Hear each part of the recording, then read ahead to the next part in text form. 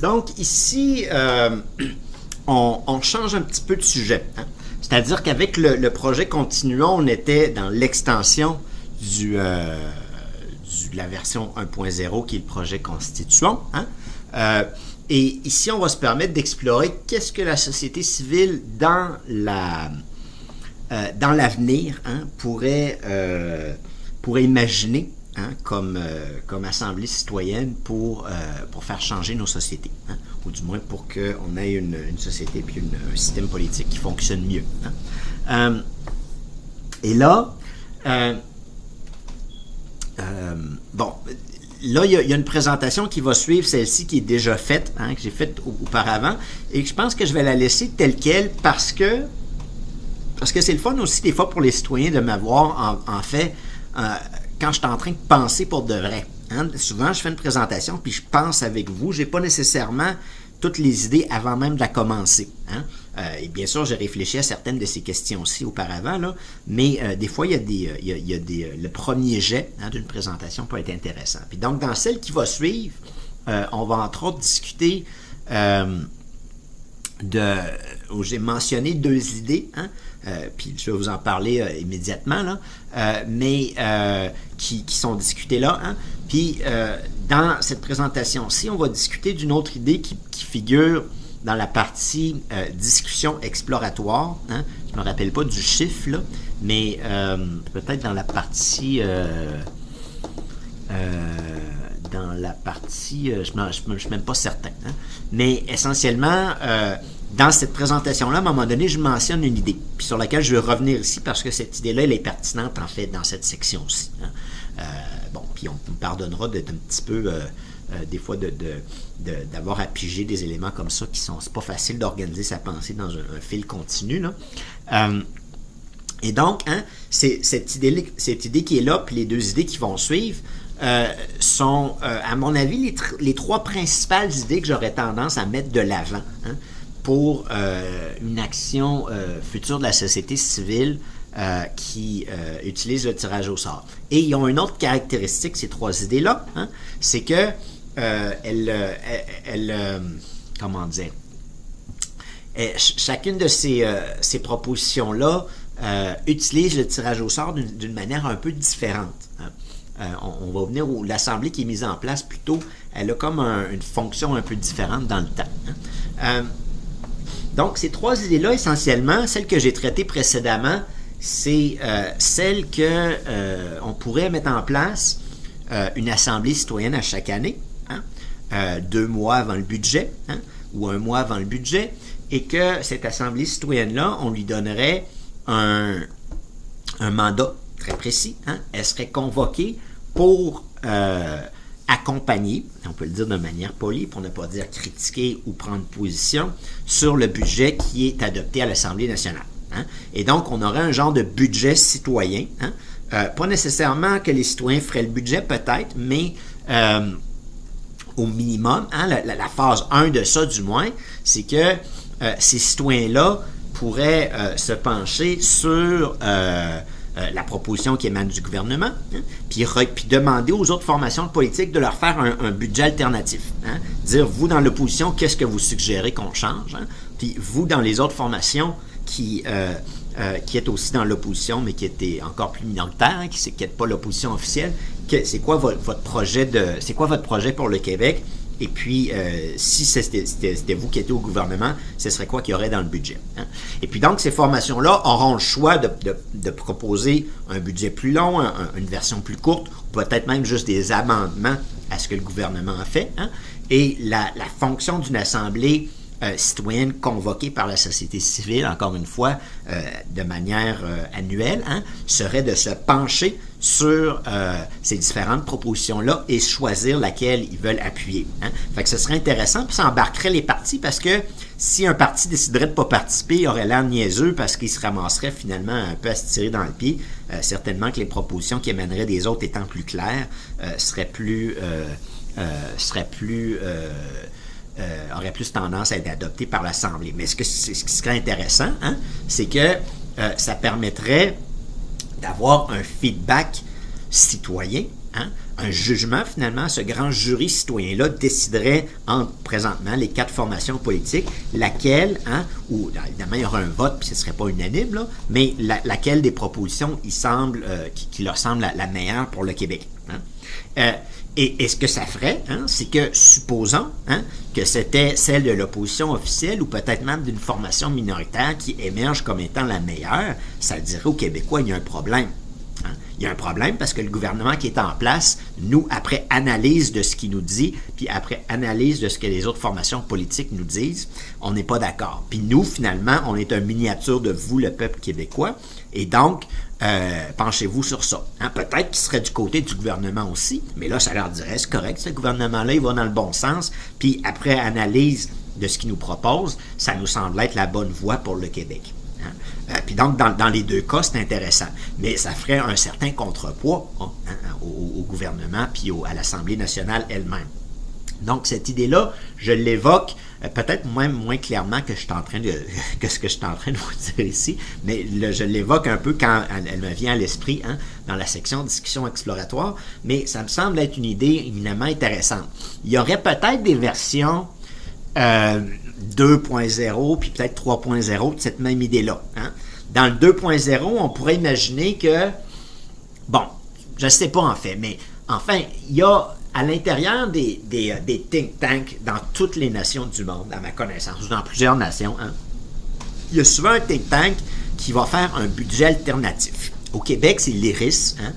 J'oublie ce que ça veut dire l'IRIS, là, mais l'Institut de quelque chose de recherche en quelque chose, là, en IS, qui, vous pardonnerez pour ça, là, mais qui produit un budget alternatif. Bon, tu sais, qui lit le budget de l'IRIS, ça reste très limité, ça reste certaines personnes pour regarder un peu ce qu'ils disent, mais peut-être qu'on pourrait se dire, outre les formations politiques, qu'on permettrait à certaines organisations aussi de nous faire des recommandations comme celle-là. Évidemment, le problème, si on fait ça, c'est que là, ça devient immédiatement plus large. Et à ce moment-là, on met ces budgets-là en compétition avec ceux qui émanent de l'Assemblée nationale. Donc, il y aurait une réflexion sur comment on pourrait procéder pour faire ça. On pourrait peut-être, je ne sais pas, limiter la chose en disant, mettons, les syndicats, mettez-vous ensemble et faites-nous de quoi en tant qu'ensemble. Entendez-vous pour une fois. Puis peut-être, donner on voudrait pas qu'il y ait 36 budgets alternatifs non plus. Donc, comment organiser ça, c'est pas évident. Mais ce qui est clair, c'est que pour les gens comme l'IRIS qui proposent un budget alternatif, ce serait du moins intéressant de les entendre, d'entendre ce qu'ils ont à dire sur le budget qui se discute à l'Assemblée nationale. En passant, ça se fait partout, ça se fait à l'échelle du Canada, puis probablement dans la plupart des grandes provinces au Canada, et je ne serais pas surpris que ça se fasse dans plusieurs autres pays aussi, sinon tous, ou du moins les grands pays. Donc, c'est un mécanisme qui est déjà utilisé dans la société civile, mais là, on lui donnerait une forme citoyenne, puis aussi, de ce fait-là, une légitimité citoyenne. Puis ça serait intéressant pour les autres citoyens de regarder ça, puis de dire, dans le fond, c'est étrange, nos 125 compères sont en train de dire qu'il y a des problèmes avec le budget du gouvernement cette année. Puis l'autre année, il y en a aussi, puis l'autre année qui suit, il y en a aussi. Peut-être, si ces citoyens-là ne sont pas d'accord avec ce qui émane du gouvernement. Et puis, j'ose dire qu'à mon avis, bon, là, on pourrait en discuter longuement, mais, étant donné que ces citoyens-là sont proportionnels, représentent les vraies tendances politiques à l'intérieur de la société québécoise, représentent aussi les gens qui ne votent pas et qui regardent la politique avec dédain, je pense que l'avis de ces personnes-là risquerait d'être fort différent de celui de l'Assemblée nationale, à mon avis. Mais bon, il faut faire l'expérience pour voir, puis c'est possible qu'ils confortent puis qu'ils disent, dans le fond, ce gouvernement-là, il va dans le bon sens, puis on trouve que ce qu'il nous dit fait plus de sens que l'opposition. Et là, c'est intéressant pour le gouvernement si c'est effectivement le cas, puis si c'est un gouvernement qui représente effectivement l'intérêt de la population, ça serait intéressant pour lui. Puis s'il ne représente pas l'intérêt de la population, là, il y aurait un jeu, parce qu'à un moment donné, il sentirait peut-être qu'il doit aussi convaincre ces citoyens-là qui vont dans le bon sens. Puis peut-être pour faire ça, il faudrait qu'il change certaines choses dans son budget. Fait qu'il y aurait un jeu politique intéressant qui se ferait entre ces deux instances ou institutions-là. Donc, ça, c'est une première idée. Puis cette idée-là, elle a comme caractéristique, quand on regarde l'organisation, d'être une assemblée réunie de manière périodique. Donc, supposons qu'on les réunissait 2 mois auparavant, hein, avant le budget, et que leur mandat durait peut-être 3-4 mois, hein, en général. Là, ça dépend combien de temps, je ne sais même pas combien de temps ça prend pour discuter la loi du budget, mais il faudrait que ça inclue ça, puis peut-être un petit peu après. Hein, et que l'idée ici, c'est qu'on convoquerait une nouvelle assemblée à toutes les années. Hein. Pour faire une belle analogie, ce ne serait pas inintéressant que cette assemblée-là aille 125 personnes. Hein. Puis peut-être qu'on aurait le financement pour le faire. T'sais, on pourrait lancer un financement populaire puis dire, écoutez, selon la quantité de financement, on va essayer de se rendre jusqu'à 125. Puis si on se rend jusqu'à 125 puis on a trop, on le gardera pour l'autre année d'après ou on va leur donner des ressources supplémentaires. On peut peut-être même leur payer le luxe de s'engager un chercheur ou deux, hein, qui vont, disons, les accompagner dans cette voie-là. Et cette assemblée-là serait d'une certaine manière, hein, le prototype de ce que j'appelle l'Assemblée citoyenne du Québec dans la section 7.1. Hein, serait, disons, une première ébauche de ça, avec un pouvoir minime. Là, je propose une assemblée beaucoup plus importante que ça, mais qui aurait un rôle comme celui-là. Et qui sait si ça fonctionne bien, hein, si on pourrait peut-être même pas aller plus loin, pour avoir une version 4.0, 5.0, on se dit, dans le fond, on a suffisamment de cash pour réunir une assemblée toute l'année. Pourquoi qu'on le ferait pas? Puis que là, ils vont se pencher sur tous les projets de loi de l'Assemblée nationale. Puis ils vont dire, dans le fond, cette loi-là, puis là, l'opposition nous dit quelque chose, puis le parti du gouvernement nous dit quelque chose. Puis quand c'est le cas, il faut fouiller ça. Hein? Il faut regarder, puis aller voir ce que les autres partis disent. Puis là, ils pourraient encore une fois prendre position selon les différentes propositions qui émanent de l'Assemblée nationale. La seule différence, c'est qu'à ce moment-là, ce serait préférable si les formations politiques à l'Assemblée nationale rendent public l'ensemble des amendements qu'ils veulent faire ou un projet de loi alternatif à celui du gouvernement pour que cette assemblée-là puisse fonctionner. En revanche, hein, s'il serait, supposons qu'on est dans la version 5.0, là, je m'emporte en termes de temps, là, mais supposons qu'on a un financement suffisant pour avoir des citoyens même payés à l'année, pas de manière... pas 5 jours par semaine, là, mais peut-être toutes les deux fins de semaine, hein, pour regarder ce qui se passe au Parlement, puis donner un pouls à la population par rapport à ça. Hein. Donc, juger essentiellement de ce qui se dit là. Supposons qu'on avait un financement suffisant pour faire ça. Qu'est-ce que j'allais dire? On pourrait... c'est ça. Évidemment, il faudrait là... par exemple, on pourrait envoyer tous ces citoyens-là aux commissions. Ça serait le fun à voir. Ah, j'aimerais ça voir ça. Excusez-moi de sacrer, mais j'aimerais ça voir ça. J'aimerais ça voir ça, que les commissions qui, à l'intérieur de l'Assemblée citoyenne, se présentent toutes pour aller voir la commission parlementaire qui discute de ça, puis qui prennent en note tous les amendements, puis toutes les propositions qui ont été faites par tout le monde, puis qui se disent, dans le fond, nous, on pense que ça devrait aller dans tel sens. Ce serait le fun, parce qu'on a le droit d'aller voir une commission à l'Assemblée nationale. On a le droit d'aller voir l'Assemblée nationale. Hein? Puis donc, on peut rêver, là. Puis, je suis en train de le faire, puis commençons par l'essentiel, la loi du budget, puis mettre en place une assemblée périodique qui regarde ça, puis éventuellement, si le financement suit, on peut imaginer quelque chose de beaucoup plus substantiel. Bon, c'est le genre de problème qui se passe quand j'aborde cette question-ci. De temps en temps, pendant les présentations elles-mêmes, j'ai un peu une idée, la version 4.0, 5.0, là, c'est une idée que j'ai pas eue auparavant. Hein, mais commencer par le budget, c'est logique. Hein, parce que c'est récurrent, puis c'est la loi la plus importante que le Parlement adopte dans n'importe quelle nation, hein, ou du moins la plus structurante de l'orientation de cette nation-là. Ce serait intéressant, là. Il y a des sujets qui nous touchent, évidemment. T'sais. Quand le gouvernement décide de couper les impôts, mais qui coupe beaucoup pour les riches, puis moins pour la masse des gens, tu as 125 citoyens qui ne sont pas dans les riches. Hein? Peut-être un ou deux, mais ces 125 citoyens-là, on se dirait, il y a peut-être un problème. Là. Peut-être que dans le fond, ces coupures-là devraient être vraiment pour la classe moyenne ou peut-être pour la classe plus pauvre, hein, puis que les riches, peut-être qu'ils peuvent rester dans la situation où ils sont, ou même qu'on pourrait augmenter leur impôt. Il y a d'autres partis à l'Assemblée nationale qui diraient probablement quelque chose comme ça. Ce serait intéressant de voir là, les citoyens de quel bord ils vont voter quand on leur dit, nous, on veut vous donner des coupures à vous, puis on veut augmenter l'autre côté. Qu'est-ce que vous en pensez? Je ne suis pas en train de dire qu'il faut acheter les citoyens, là, mais je suis en train de dire qu'ils vont nécessairement réfléchir à la question, par rapport à l'autre option qui nous est donnée, qui est coupure d'impôts, hein, puis endettement de l'État québécois. Hein. Puis donc, il y aurait un ensemble de choses qui cogitent comme ça. Ce que je voulais dire, là, vous m'excuserez, mais si vous me suivez encore, là, la version 1.0, hein, c'est la loi du budget à toutes les années, une assemblée citoyenne. J'ai parlé d'une version 2.0, on pourrait intégrer d'autres acteurs qui pourraient décider de proposer des budgets alternatifs, ou du moins à titre, peut-être que l'Assemblée ne voterait pas dessus, mais au moins à titre indicatif. Hein.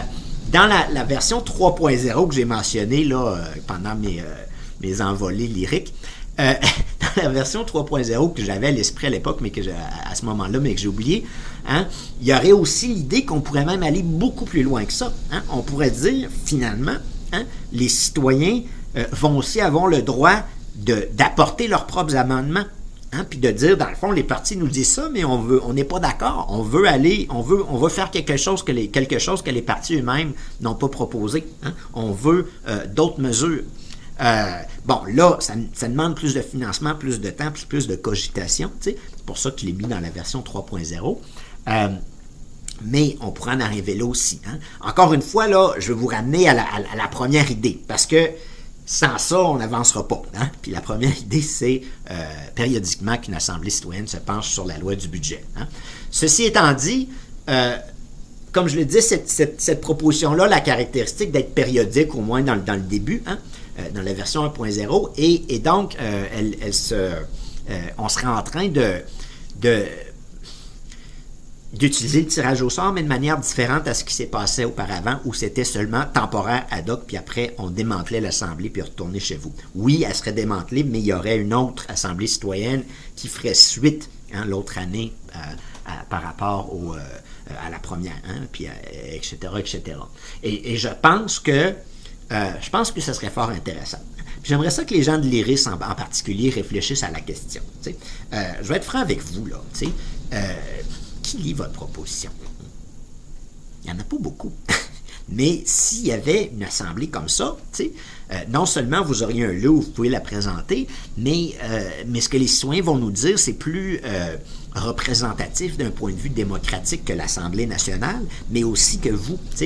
Pas que j'ai rien contre votre proposition, mais que je veux dire, vous n'avez pas un mandat, vous n'avez pas une légitimité démocratique comme une assemblée comme ça aurait. Puis donc, ça donnerait du poids. Hein, ça donnerait du poids aux propositions alternatives qui peuvent émaner de la société québécoise et des autres formations politiques à l'Assemblée nationale. Et bien sûr, tout ça change. Hein? Bien sûr, là, on a une situation politique, mais éventuellement, d'autres formations vont prendre le pouvoir et ce sera encore intéressant d'avoir une assemblée comme ça à ce moment-là pour conforter ou critiquer la version gouvernementale. Ceci pour dire que cette première idée-là, hein, d'une assemblée temporaire, on peut la complémenter par deux autres types d'assemblées dont je discutais dans l'autre section, mais je vais me permettre de les introduire ici, puis peut-être même de les... cette section-là est déjà faite, puis donc un peu de les redigérer peut-être dans le processus. Là, j'en suis pas certain dans quelle mesure je vais me lancer en détail comme je viens de le faire pour cette première idée-là. Cette première idée-là sur la loi du budget, donc une assemblée citoyenne sur la loi du budget, je la traite ici parce qu'elle avait était un peu dans le tas, hein, de mes autres présentations, puis je sais que j'en ai beaucoup, là, et puis donc je trouvais que c'est nécessaire d'en reparler ici. Bon, donc dans la présentation qui va suivre, hein, ou du moins si je la maintiens ou si je la laisse là, ce qui devrait être le cas, hein, donc c'était le premier jet où ces idées-là me sont venues, hein, j'évoque l'idée suivante, hein, qu'on pourrait aussi mettre en place une assemblée citoyenne avec un mandat par rapport à une grande question sur l'orientation de la société québécoise. Hein. Puis là, il y a plusieurs grandes questions. Hein. Il y a des Il y a des questions qui ont déjà été abordées, comme le mode de scrutin. Ce serait intéressant d'avoir un organe de la société civile qui vient nous dire qu'est-ce qu'il pense de ça. Puis il y a d'autres questions dont je traite là, mais il y en a une, en fait, que je retiens, puis je pense que de manière réaliste, là, c'est la meilleure idée parmi dans la gang, puis celle qui ferait plus, qui avancerait le plus, qui permettrait d'au moins ouvrir la porte à ce genre de processus-là. Et cette question-là, c'est celle de l'environnement. Et donc, on pourrait donner comme mandat à une assemblée citoyenne de nous faire une politique de l'environnement, une politique environnementale pour le Québec, disons, avec une échéance X. On pourrait dire dans les 25 prochaines années pour être réaliste. 50, c'est peut-être un peu loin, mais il faudrait considérer un peu plus loin, mais au moins nous dire dans les 10, 15, 20, 25 prochaines années où est-ce que la société québécoise doit s'en aller. Puis là, j'en discute les gens qui ont suivi mes présentations savent que j'ai pas les élus en très haute estime. Puis j'en discute dans l'autre présentation avec certains éléments de verbe qui sont peut-être moins judicieux ou moins polis qu'habituellement on devrait faire dans une communication publique. Mais si je peux peut-être permettre de tenter de me justifier un peu, ça vient du cœur. C'est quelque chose que je pense quand même pour de vrai. Ceci étant dit, cette idée-là, elle me semblerait éminemment intéressante à différents points de vue. J'en arrive même à explorer dans cette présentation-là l'idée suivante, qu'on pourrait, je ne sais pas si c'était une erreur, un lapsus ou si c'était une mauvaise... on pourrait convoquer ce que j'appelais les 14-18, donc les gens de 14 à 17 ans ou à 14 à 18 ans, donc des mineurs où j'ai dit 14-18 en réalisant pas que les gens de 18 ans avaient été déjà majeurs, mais on pourrait garder cette idée-là de 14-18 jusqu'à la fin du cégep essentiellement, les jeunes essentiellement, qui ont quand même suffisamment de tête pour pouvoir délibérer, discuter, mais qui ne sont pas trop jeunes ou ça va être pas non plus trop des enfantillages. Et on pourrait donc convoquer une assemblée par tirage au sort en limitant quelle catégorie de population à ce moment-ci au niveau de l'âge on veut sélectionner, puis dire à ces gens-là, aux 14-18 ans au Québec, faites-nous une politique de l'environnement pour les 25 prochaines années au Québec. Puis ce que je dis dans cette présentation-là, c'est que personnellement, je ferais plus confiance à ces gens-là qu'aux gens qui sont présentement à l'Assemblée nationale pour nous doter d'une politique comme celle-là. J'aurais plus tendance à penser que ces jeunes-là seraient capables de faire quelque chose de sensé, puis qui vaut la peine d'être étudié, puis qui vaut la peine d'être mis en œuvre, que les gens de l'Assemblée nationale présentement. Puis donc, là, je reste poli, mais ça dit long quand quelqu'un vous dit ça. Ça dit qu'il y a peut-être un petit problème dans notre système politique. Et puis, donc, vous pourrez consulter cette présentation-là pour en avoir plus, pour réfléchir davantage à la question. Ceci étant dit, ce modèle-là est un autre modèle. Lui, il ne serait pas à toutes les années, il serait une fois avec un mandat probablement plus long, peut-être 2 ans, disons, on va être raisonnable, peut-être même un peu plus, qui s'inscrit, qui veut se porter sur une question de très long terme. Parce que l'environnement, c'est pas une question de court terme. Oui, il y a des feux de forêt en Colombie-Britannique, puis la température change, là, mais le problème, c'est pas ça. Le problème, c'est comment est-ce qu'on organise notre société face à cette réalité-là, puis qu'est-ce qu'on fait pour essentiellement se corriger par rapport à la société qui est existante. Et donc, là, on serait en train de convoquer, encore une fois, une assemblée temporaire, mais sur une question de très long terme, puis une question essentielle aussi à la société, évidemment. C'est peut-être le grand enjeu du 21e siècle, sinon des siècles à venir, parce que ça ne sera pas fini avec notre siècle. Et puis donc, ça serait fort intéressant d'avoir ça. Et là, j'aimerais inviter les écologistes à réfléchir à cette idée-là. J'aimerais mentionner une chose, c'est qu'il ne faudrait pas que ça soit... Ils pourraient participer ce serait mieux que ce ne soit pas eux, en fait, qui la convoquent. Parce qu'eux vont venir devant cette assemblée-là vont vouloir venir pour leur proposer différentes idées. Donc, ce serait mieux que ça soit convoqué par d'autres personnes. On pourrait inviter leurs membres à la financer de manière populaire, avec un financement populaire. Mais l'idée, c'est que pour conserver l'indépendance de l'Assemblée, il ne faut pas que les organisateurs aient un parti pris absolument clair puis figé dans un sens. T'sais. Puis c'est les écologistes, c'est ça qu'ils font dans la vie. T'sais. Fait qu'on peut pas...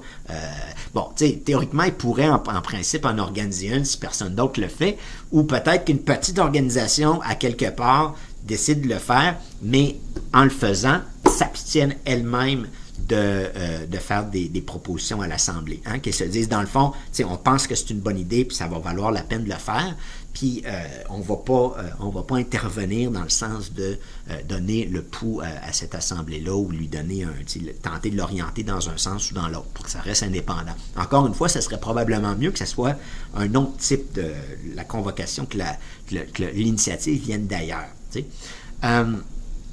Ou du moins, il faut penser à cette question-là de l'indépendance réelle de cette Assemblée-là. Mais tout ça pour dire que là, on aurait une Assemblée qui se porterait sur une question de long terme, puis qui aurait un mandat un peu plus long, puis qui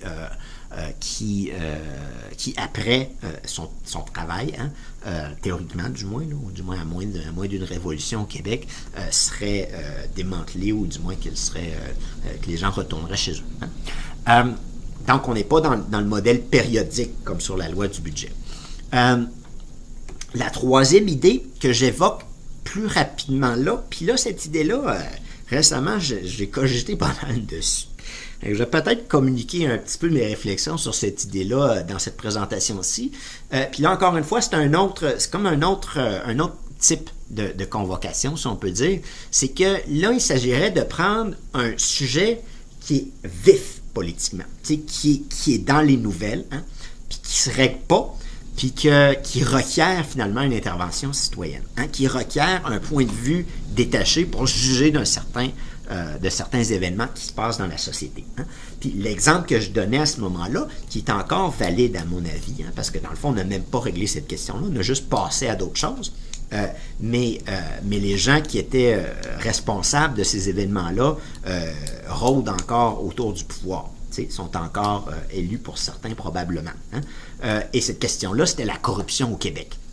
Donc, imaginez que on mette en place une assemblée, qu'on ait mis en place plutôt dans le temps de M. Charest, entre autres, quand on a commencé à s'apercevoir qu'il y avait quelque chose qui clochait, là, il y avait pas mal de scandales qui tournaient autour de cette personne-là, qu'on décide de mettre en place une assemblée citoyenne pour se pencher sur cette question-là. Et là, bien sûr, le mandat, il faudrait y réfléchir, leur demander, par exemple, qu'est-ce qu'on fait? Est-ce qu'on met en place une super UPAC? Est-ce qu'on met en place une commission d'enquête? Qu'est-ce qu'on change dans nos institutions pour régler ce problème-là? Et puis, ça serait le fun, d'avoir un ensemble de personnes qui viennent dire à cette assemblée-là, ben là, nous, on est, je sais pas, policiers, puis on pense qu'il faut aller dans tel sens. Puis moi, j'arriverais, puis je dirais, moi, je suis pas policier, mais je pense qu'on doit aller dans tel sens. Puis il y a d'autres personnes qui viendraient, puis qui vous diraient, il faut mettre en place telle chose. Bien sûr, bien des gens viendraient se plaindre aussi, puis se dire, ça n'a pas de bon sens, Puis déjà ça serait intéressant d'avoir cette cogitation-là au sein de la société québécoise, mais on est en recherche de solutions. Peut-être même qu'en mettant en place des assemblées comme ça, éventuellement, on en viendrait à forcer, même politiquement, les responsables à se présenter devant l'Assemblée puis tenter de se justifier.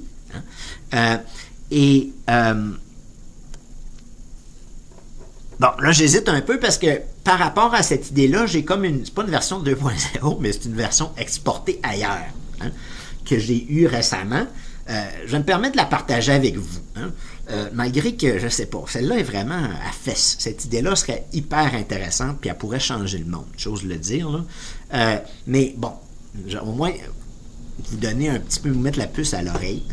C'est que on pourrait organiser une assemblée comme ça dans un autre pays, qui n'est pas loin de chez nous, puis où il y a certains événements qui clochent au sommet de l'État, comme ça clochait dans le temps de M. Charest ici, puis probablement même, j'ai pas suivi son mandat trop, là, le niaiseux qui l'a suivi, là, mais il y a certains États où il y a des problèmes de corruption graves, puis donc, dans ces États-là, la société civile peut se dire, on va mettre en place une assemblée citoyenne, penchez-vous sur le problème, t'sais. Puis là, peut-être leur donner aussi un mandat ouvert, pas leur dire, faut regarder ce qui a changé dans les institutions, etc., mais leur dire, qu'est-ce que vous en pensez, puis qu'est-ce que vous pensez qu'on doit faire sur la question, tu sais? Puis là, c'est pas juste à eux qu'on pose la question, c'est à l'ensemble de la société. Hein? Puis mettre le phare là-dessus, tu sais, mettre le spotlight là-dessus, en soi, hein, ce serait un élément qui aurait tendance à changer nos institutions politiques si on avait ce type d'initiative-là. Puis je pense que si on remonte là à, m'excusez pour les plus jeunes, là, mais si on remonte à 6, 7 ans, 8 ans derrière, hein, que si on avait lancé cette idée-là dans le temps du gouvernement Charest, on n'aurait pas manqué de financement dans un financement populaire pour mettre en place une assemblée comme ça. Hein. Ça aurait été facile. Ça aurait été évident que il y aurait... ça aurait été très, très facile de convaincre les gens de la financer. Évidemment, encore une fois, là, dans une situation comme ça, il faut être d'une rigueur absolue dans l'organisation d'une assemblée comme ça, et on ne peut pas faire preuve d'aucun amateurisme. Hein? Il faut être absolument, là, il faut que cette assemblée-là soit indépendante, que ce soit elle qui mène, que ce soit elle qui ait le contrôle, et que les organisateurs soient des accompagnateurs. Hein? Et très, très professionnels dans l'exercice de leurs fonctions. Et donc, cet autre type-là, hein, c'est encore une fois une assemblée ad hoc qui est là pour un moment, mais qui se penche sur un sujet non pas de long terme comme l'environnement, mais sur un sujet chaud qui est aussi critique finalement à nos institutions politiques. Hein. Ce problème-là, j'ose dire que, oui, c'est vrai qu'il y a un autre gouvernement qui a été élu, mais sont encore là, eux autres. Hein. Puis, je ne sais pas s'ils ont été punis à 100%, mais je ne suis pas certain. Hein? Je peux dire que la principale personne qui a été impliquée dans ces questions, ces scandales-là, hein, l'ancien premier ministre du Québec, M. Charest, hein, des fois je l'appelle Jean parce que je ne trouve pas qu'il mérite le nom de monsieur, mais cette personne-là est encore, comme on dit en anglais, innocent until proved guilty. Pour les médias, pour le système politique, puis tout ça, les anglophones dans le reste du Canada l'aiment bien, puis il n'a pas encore été puni pour ses actions à ce moment-là. Et on pourrait même imaginer en mettre en place une maintenant pour se pencher sur ces événements-là avec un peu de recul, puis se dire qu'est-ce qui s'est vraiment passé là avec ce gouvernement-là. Aller voir avec les affaires de Normando aussi, qu'on présente ça devant une assemblée citoyenne, un genre de grand jury, puis que ce jury-là décide ou juge de ce qui devrait se faire. Hein? Parce que oui, on amène ça devant la Cour, mais devant la Cour, il y a un ensemble de procédures puis de technicalités qui font en sorte que c'est difficile de... des fois, ces gens-là réussissent à se faufiler à travers la justice, essentiellement. Hein? Puis donc, devant une assemblée citoyenne qui n'a pas ce problème-là, elle peut décider ce qu'elle veut, elle peut prendre la position qu'elle veut, la question se pose différemment. Hein? En passant, dans ce cas-là, hein, du cas de la corruption en particulier, ce serait comme mettre en place un grand jury, hein, citoyen, peut-être 125 personnes, encore une fois pour faire écho à l'Assemblée dysfonctionnelle nationale, parce que c'est ça, c'était lui qui était au pouvoir quand il fallait convoquer une commission d'enquête sur ses propres actions. C'est-tu innocent comme mécanisme quand on y pense? C'est-tu dysfonctionnel comme soi-disant, j'ose même pas utiliser le mot qui commence par D pour décrire ce système politique-là. C'est imbécile, là. Je veux dire, c'est lui-même qui devait convoquer une commission d'enquête sur son propre parti, puis ses propres actions. Puis, à un moment donné, il s'est senti forcé de le faire, puis il l'a fait. Mais, trop tard, puis lui-même a réussi à s'en tirer, évidemment, parce qu'il s'est organisé pour pas être pris la main dans le sac, comme on dit. Ou du moins... peut-être qu'il y a des gens qui savent d'autres choses. Hein? Puis, justement, hein, on pourrait inviter plusieurs personnes à venir nous dire devant une assemblée comme ça, à nous faire certains propos. Hein? Pas juste une commission d'enquête patente là, qui a été organisée par le gouvernement, hein? Mais pas juste des questions de cours, mais présenter devant les citoyens là, votre perspective, hein? Pour les solutions, mais aussi pour les problèmes, qu'est-ce qui s'est réellement passé. Et ce que je voulais dire, c'est qu'une assemblée comme ça, bon, là, j'introduis, puis je répète un peu ce qui va être dans la présentation qui va suivre, mais dans une question comme ça, une analogie qui est intéressante, c'est qu'on aurait un grand jury, politique. Hein. Dans le système pénal, on a des jurys. Hein. Là, on aurait un jury immense, un jury politique large, qui se penche sur une question qui est éminemment plus importante que des questions de pénal personnelles, hein, entre 2 ou 3 personnes ou qui impliquent quelques personnes. T'sais, ces questions-là ont bien sûr une importance, puis c'est pour ça qu'on met en place des jurys pour les juger. Mais là, quand c'est toute la société qui est concernée, on aurait comme un jury pour la société. Hein. Puis donc, ces 3 idées-là, hein, d'une assemblée sur le budget qui serait donc annuelle, hein, récurrente, périodique, celle d'une assemblée qui se penche sur une question du long terme comme l'environnement, puis celle qui saisisse de questions chaudes, hein, comme la corruption au Québec à ce moment-là, nous permettrait, hein, d'avoir un jeu intéressant entre ce nouveau pouvoir citoyen-là et l'Assemblée nationale et les institutions politiques qui sont celles qui existent présentement. Hein? Sans commentaire sur leur qualité. Mais c'est ça. Il y a sans doute d'autres idées, là, mais dans ma cogitation sur le sujet, c'est un peu ce que je retiens. Dans la présentation dont j'ai mentionné fréquemment dans celle-ci, là, à laquelle j'ai fait allusion dans celle-ci, c'est un peu le premier jet là-dessus, puis j'explore d'autres types d'idées un petit peu. Fait que je vous invite à l'écouter, je vais la mettre à la suite de celle-ci. Bon, pour l'instant, c'est ce qu'il y a à dire. Dans une autre qui va suivre, j'explore une autre idée encore, là, qui est liée plus au projet Continuons, mais qui serait porter tout ça à une autre étape, finalement.